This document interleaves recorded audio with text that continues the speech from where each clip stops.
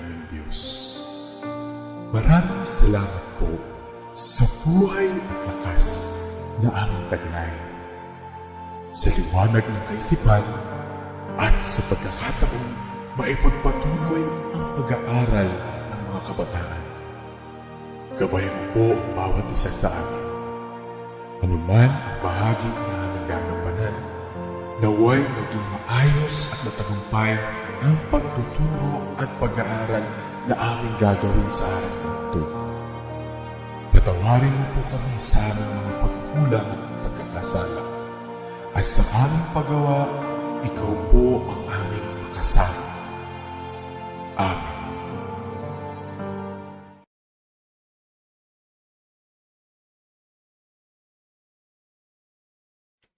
Good day everyone, and welcome to Valenzuela Live in Mathematics for Grade 6. I am teacher Marlyn from Constantino Elementary School, your live streaming teacher for today. And we are now in the first week of the third quarter. For today's objective, which is based on the Department of Education Most Essential Learning Competencies, at the end of the lesson, you should be able to, first, visualize and describe the different solid figures such as cube, prism, pyramid, cylinder, cone, and sphere using various concrete and pictorial models. Second is to differentiate solid figures from plane figures. And the last is to identify the faces of a solid figure. So basically, our lesson for today is all about solid figures. So to understand more about solid figures, it will help us if we back up just a little and start out with this one-dimensional object, like this line segment. So to measure a one-dimensional object, we need a one-dimensional quantity, which is usually called a length. And the length of this line segment happens to be the distance between the two endpoints. And if we move or extend this one-dimensional line in a direction perpendicular to it by a certain distance, it forms a two-dimensional object called plane figure. So plane figures are measured by two-dimensional quantities called the length and the width. Not only this rectangle is an example of plane figures.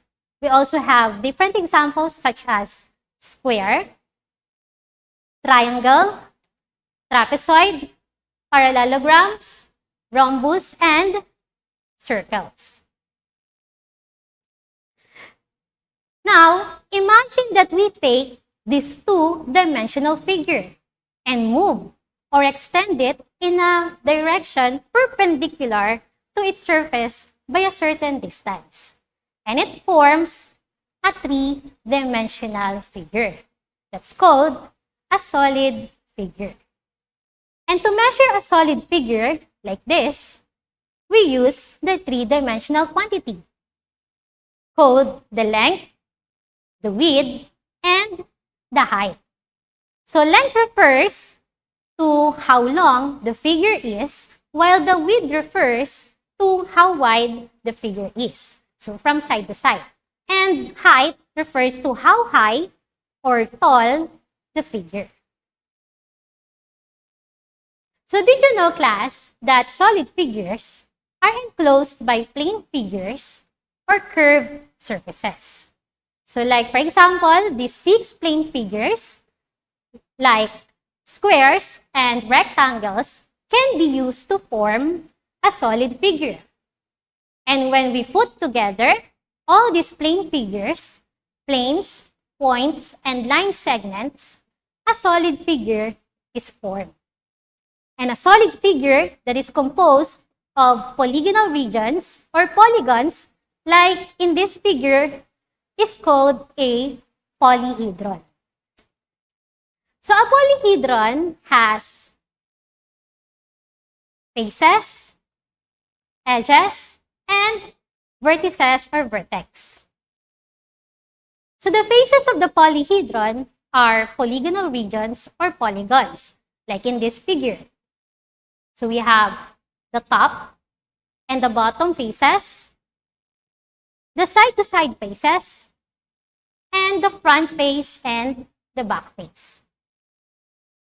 We also have the edge, which are the edges, which are the segments formed by the intersection of two faces, just like in this figure. So we have the top face, and the front face. And when it intersects, it formed a line segment called the edges. And the last is the vertex. It is the common endpoint where the three edges meet. Like in this figure again. So we have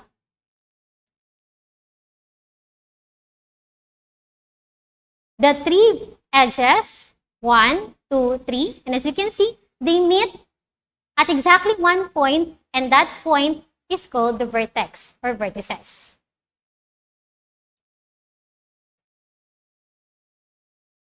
Now let's discuss the different examples of solid figures, how they formed, and what is their names. So solids with special properties have special names. And one of the examples of this is our first example, or first type of solid figure. So we have the prism. So the prism is a polyhedron with at least pair of parallel faces. So this is an example of a prism. So the parallel faces of the prism are the bases, the top, and the bottom faces. And the other faces are the lateral faces, or the side faces of the solid figure. And a prism is also named according to its bases. But before that, let's discuss first the number of edges and vertices of this prism. So this prism has a total of 12 edges. So 1, 2, 3, 4, 5, 6, 7, 8, 9, 10, 11, and 12. And it also has a total of 8 vertices, 4 at the top and 4 at the bottom. So I have here different types of prism, and we can now name this according to its bases. So for our first type of prism, so if a prism has 3 pairs of parallel rectangular bases, we can name it as a rectangular prism. If it has a parallel triangular bases, we can call it as triangular prism. And if the prism has a pentagonal bases, we can call this as the pentagonal prism. And there is a lot of more examples of prism aside from what I have presented. There is also a prism whose faces are regular polygonal regions, meaning to say it has congruent faces and edges. And that is a cube. So cube is a regular polyhedron that has 6 congruent square faces and 12 edges. So let's proceed to another example of a solid figure, and that is the pyramid. So pyramid is a polyhedron with polygonal bases or polygonal base and a triangular lateral faces with a common vertex. So this is an example of a pyramid. So as you can see, it has a base that is a polygon, and it has a triangular faces. And it also has a common vertex, or also called as an apex. So just like the pyramid, just like the prism, let's count the number of edges. So in this figure, it has a total of 8 edges. So let's count. 1, 2, 3, 4, 5, 6, 7, and 8. And it also has a total of 5 vertices. So 1 at the top and 4 at the bottom. So that's a total of 5 vertices. And just like the prism, pyramids can also be named, or different types of pyramid can also be named according to according to the kind of base they have. So like in our first figure, a pyramid with a square base can be called as a square pyramid or a regular pyramid. If the base of a pyramid is rectangle, we can call this as rectangular pyramid. And for our last figure, if the pyramid has a triangular base, we can call it as a triangular pyramid. And there is also a triangular pyramid made up of 4 congruent equilateral triangles. So when we say equilateral, all the sides of a triangle or of a solid figure has the same measurement. And this is another regular polygon that is called as the tetrahedron. So tetrahedron is a regular polyhedron that has 4 congruent equilateral triangles.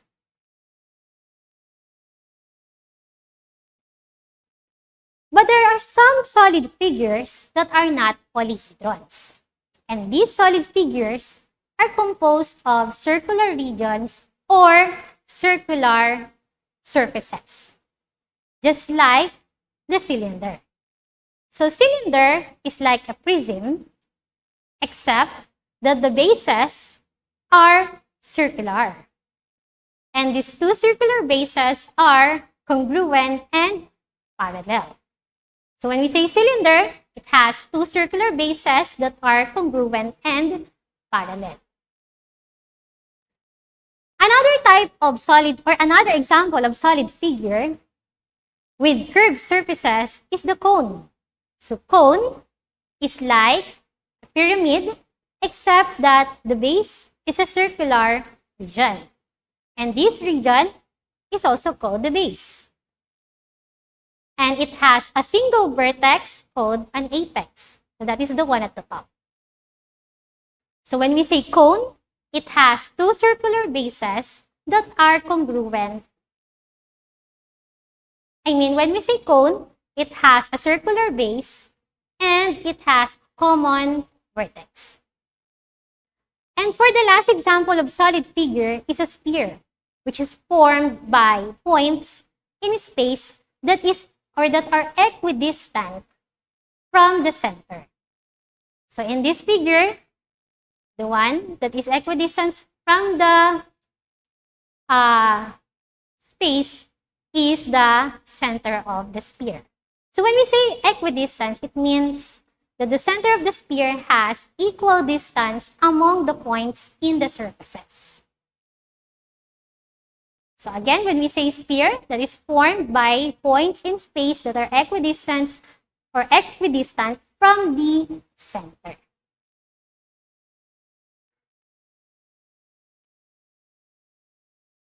So earlier, I have mentioned that solid figures are formed by plane figures. And to help you see the difference between plane figures and solid figures, imagine that you have a perfectly thin box. If you unfold the box, you can see that the 2-dimensional figure that made up the box can be formed a 3-dimensional closed figure. So a closed plane figures that can be folded into a closed 3-dimensional figure is called the nets. So nets is a closed figure that can be folded into a closed 3-dimensional figure. So plane figures are used to show the nets of a solid figures. So I have here some examples of nets and help me identify what solid figures can be formed out of these nets. So you can type your answer in the comment box. So for our first net, what do you think is a solid figure that can be formed out of these nets? You can type in your answer in the comment section.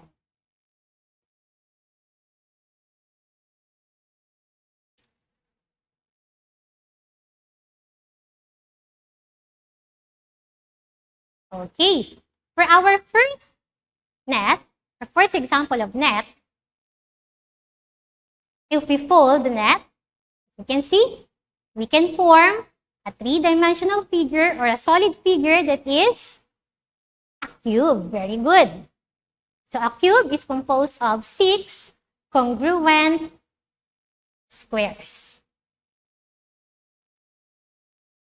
Another example of a net, what solid figure can be formed out of this net? So again, type in your answer in the comment section.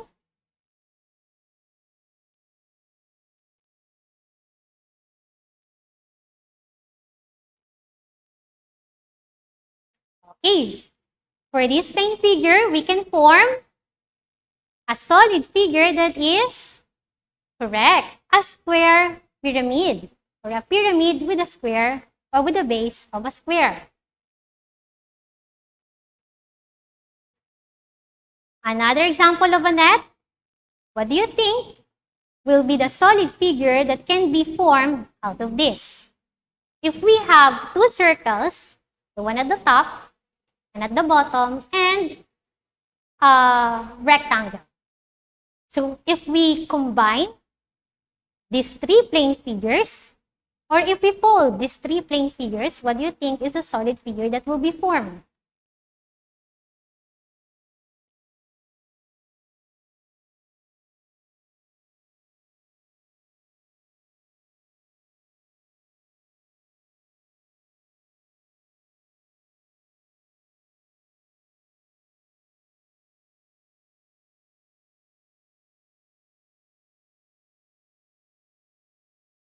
Okay, correct.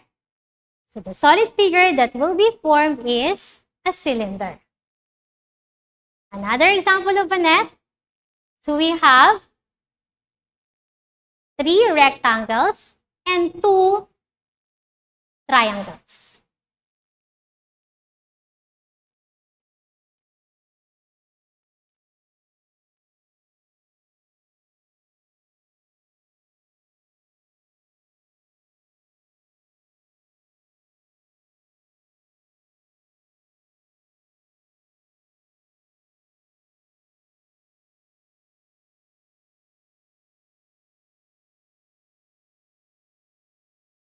Okay, so if we fold this plane figure, we can form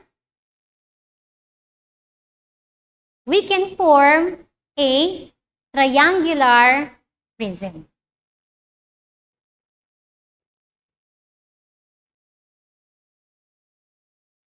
Now that you already know more about the solid figures, let's check your understanding by doing this activity.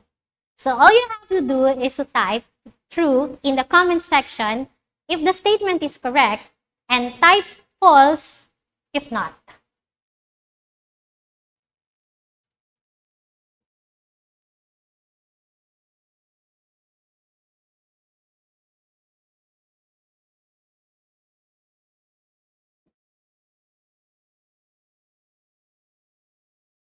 Okay, for our first statement,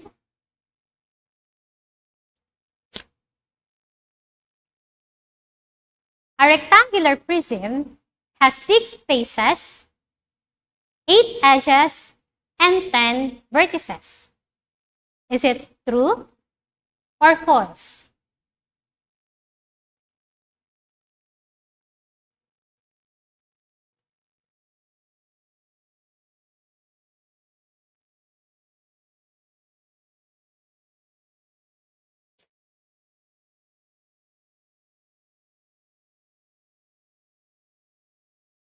Okay, time's up. The correct answer is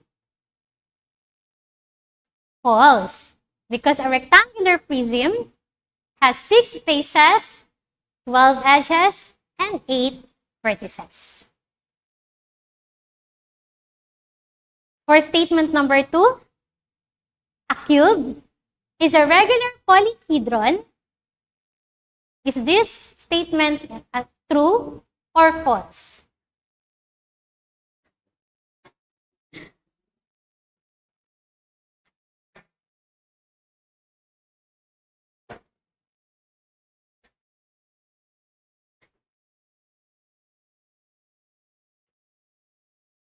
Okay, time's up. The correct answer is true. So a cube has 6 congruent square faces and 12 edges. For statement number 3, a polyhedron can have at least 4 faces. Is it true or false?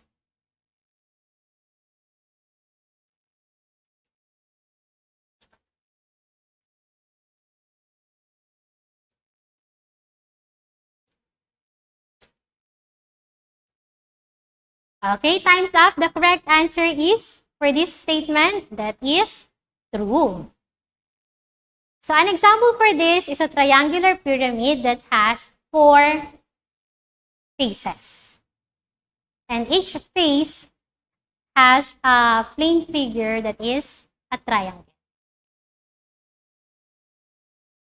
For statement number 4, parallel faces have common edge. Is it true or false?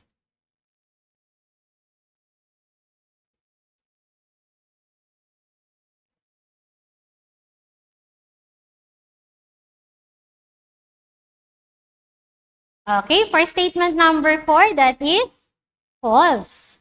So only adjacent faces have common edge. And for the last statement, a prism has at least a pair of parallel faces. Is it true or false?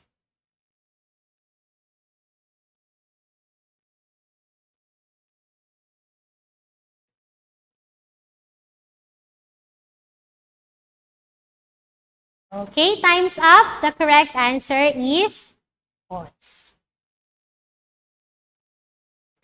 Okay, so to wrap up our lesson for today, just remember, class, that solid figures has 3 dimensions such as length, width, and height. It is enclosed by plane figures. Another thing is a polyhedron is a solid figure whose sides are all polygons and it has faces, edges, and vertices. So we have different examples of solid figures. Those are prism, pyramid, cylinder, cone, and sphere. And for the last, nets is a closed plane figure that can be folded into a 3-dimensional figure. So for your additional activity, please do answer in your Mathematics Quarter 3 Module 1, Activity What's More, page 10. So thank you, grade 6, for your active participation. See you again next time. God bless and enjoy the rest of the day. Bye!